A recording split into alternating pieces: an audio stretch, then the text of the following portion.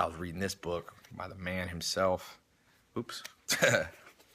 Muhammad Ali. It's all about Muhammad, and he was talking about why he changed his name from Cassius Clay to Muhammad Ali. He was talking about all the racism we forget.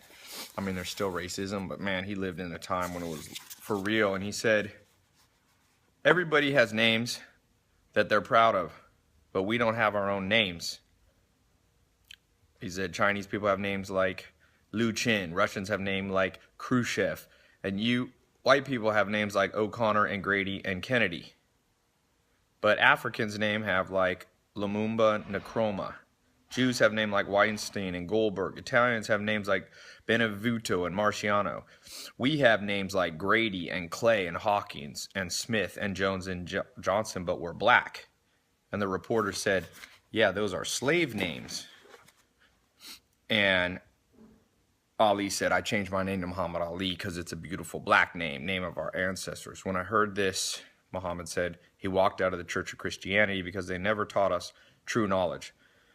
We saw Jesus, he's white with blonde hair and blue eyes. We see the Lord's Supper, all white people. We see the angels in heaven, all white people. We look at Miss Universe, a white woman. Even Tarzan, the king of the jungle in Africa, he was white.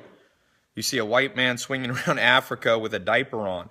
He beats up all Africans and breaks the lion's jaw. Africans being in Africa for centuries but can't yet talk to animals. But Tarzan, all of a sudden, some goat raised him up and he can talk to animals. So I'm showing you how the black man in America has been whitewashed in his mind. We look at the good cowboys that rode white horses, and the president lives in a white house. So you could see the rage of a man. And I'm not, look, I found I'm not black, but I'm also not white. So I've experienced some racism myself. And the way I look at it is you can go to extremes. You can get too into racism and paralyze yourself and just blame other people for not succeeding. But there's also the flip side.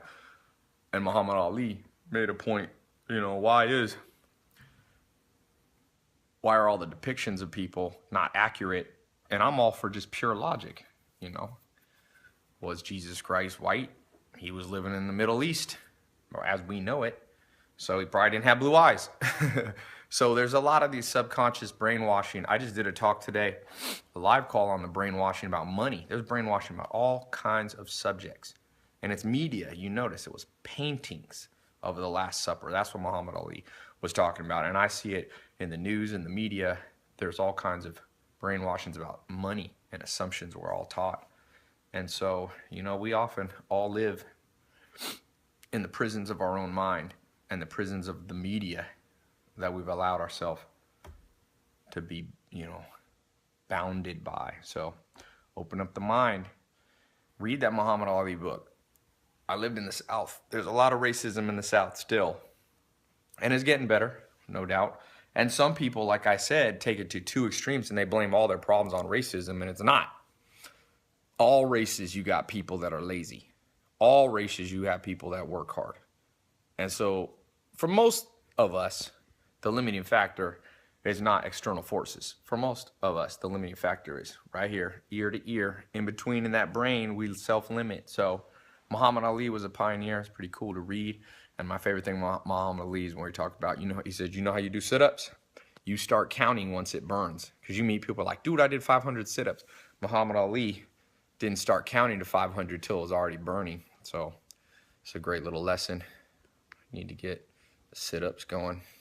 Get the six-pack up and running. So peace.